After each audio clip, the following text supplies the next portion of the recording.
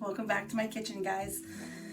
So today's a huge snowstorm going on. Well, it's snowing. It's snowing a lot. My voice is gone. It's okay. What's my favorite thing to do when it snows? Not go outside. I don't like the snow. It's cold and wet, and I don't like being cold and wet. So today I'm going to stay inside and bake some bread, some really delicious chocolate bread, or chocolate chunk bread. And you guys are going to come along with me while we make it. Okay? Are you down with that? Good. This recipe is basically the focaccia recipe, so we're just going to go over it again. Now, time and temperature are key ingredients for this, but I broke my temperature thing. So I'm just gonna have to guesstimate. Okay? Otherwise, the only other ingredients are water, flour, salt, yeast for the bread itself, and then we're gonna do some dark chocolate, Aldi's dark chocolate, and I don't know how we're gonna do the other loaves because it's gonna make 2 loaves per the usual, and I'm gonna have to debate that. I've got some time to decide what we're gonna do, but we're gonna do something. I just don't know what. Anyways, so let's get to the first step. Are you ready? The first step is we're gonna just weigh out the flour. Okay, let's do this. I keep staring at my hair because I just blow dried it and it's looking good. Well, I think so. All right, okay. Back to the job at hand. So with bread, we always start off with 1,000 grams of flour. I like to use bread flour. Right now, the only thing that I could find at the stores for bread flour was peanut butter, so that's what we're gonna use. I don't think I have enough. However, I will supplement that with just regular all-purpose flour.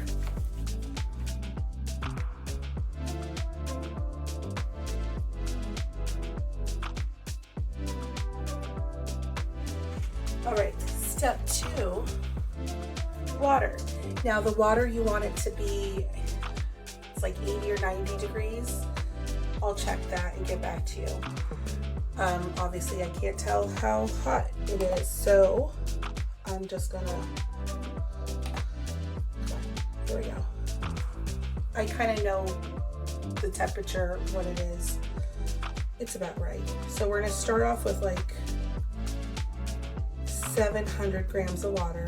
Everything's in grams. 4, 5. I don't know if you can see that.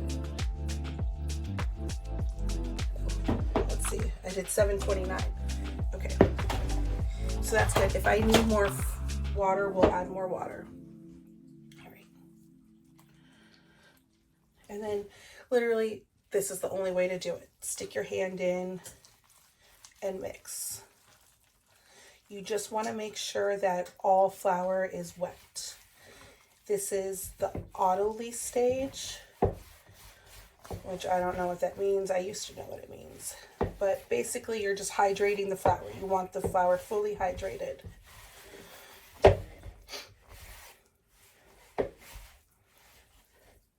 see, there's lots of oops, sorry, can't see.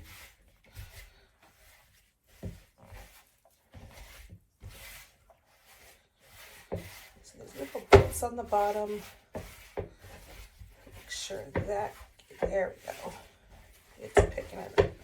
Okay, so this is all mixed up. We are going to let this, we're gonna cover it, let it sit for 30 minutes.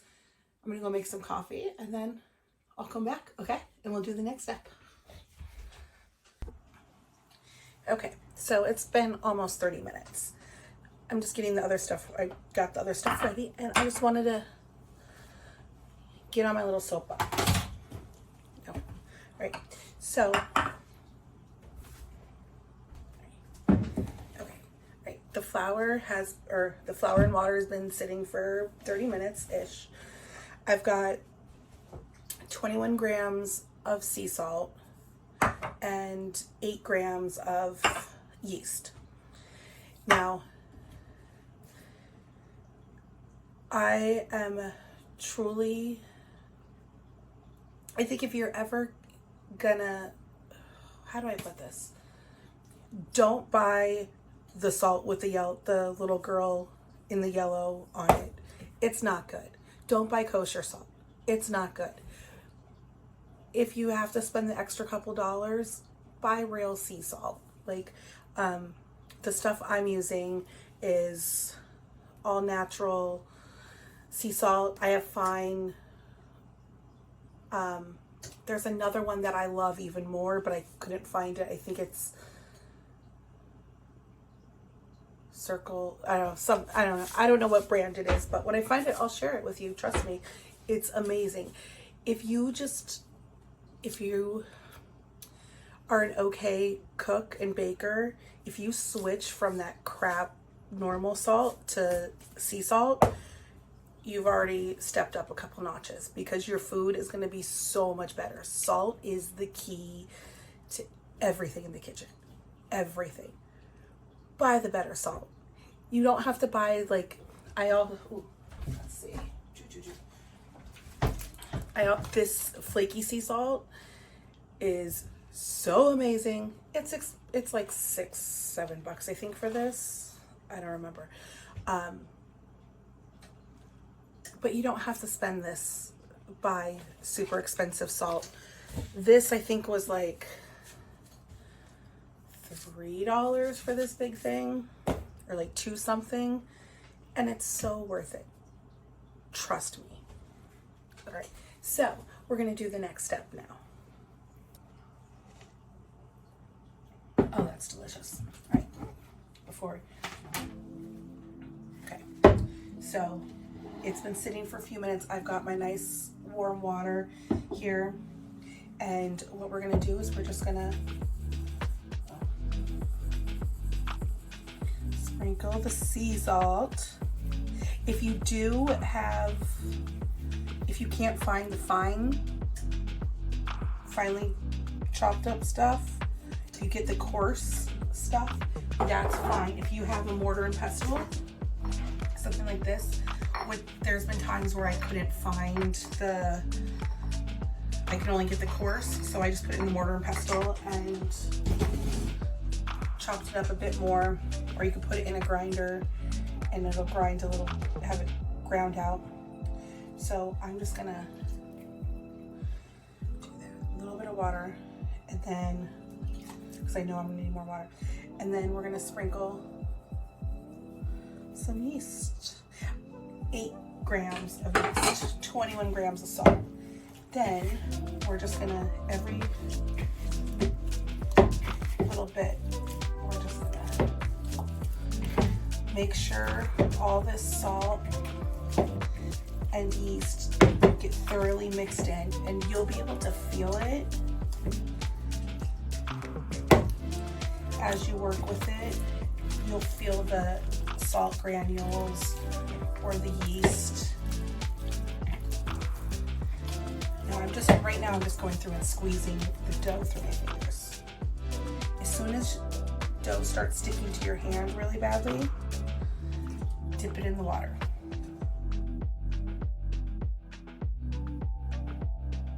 Now I'm just gonna kind of do the folding that I'm gonna do through the rest of the folding times.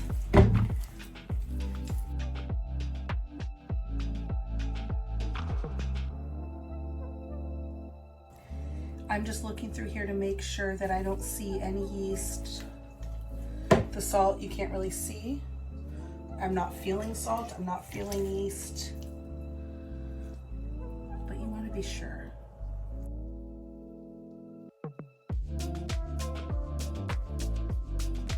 All right, so covering this back up, and we are going to let it sit.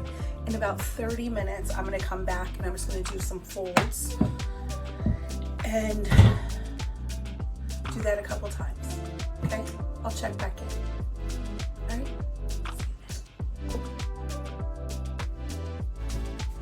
It's been sitting for like 30-ish minutes. See, it's got like flattened out. So when it kind of flattens out, there you go. When it gets flattened out, that's kind of the perfect time for the next fold. So we're gonna do a fold, and then we're gonna let it sit for a little bit, and then fold it again, and let it sit, and fold it again. We're just gonna stick our hand underneath, scoop it, pick it up, so it's like, and then fold it over.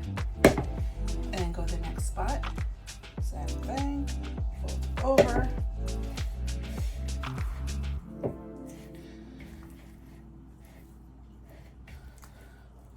And see how it's like on itself? It like stiffens up. So we really just do that. And then you're gonna put the top back on and let it sit another 15 to 30 minutes, okay? And then we'll be back. Okay, it's been about 30 more minutes. So here's the bread, or dough. Once again. And the bubbles are starting. I don't know if you can see. Okay. Oh. Popped it. I like to burst bubbles, you know. You know how I be. All right. So we're just gonna do the folding thing again.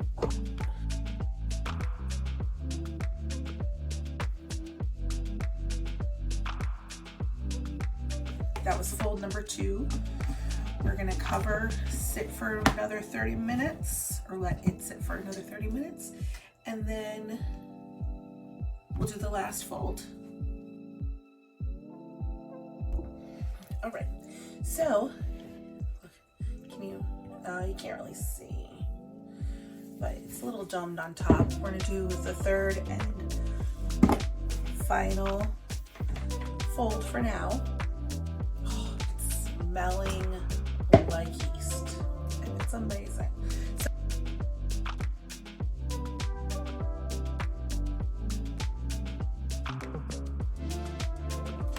now we're going to cover this up. We are going to put it in front of the oven again, where it'll be nice and warm, and once it triples in size, or for the people who've been watching all my videos, you'll know it'll get to almost the top,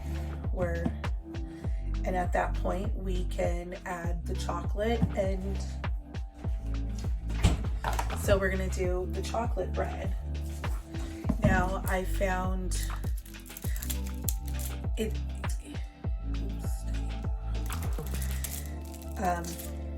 hold on, pause.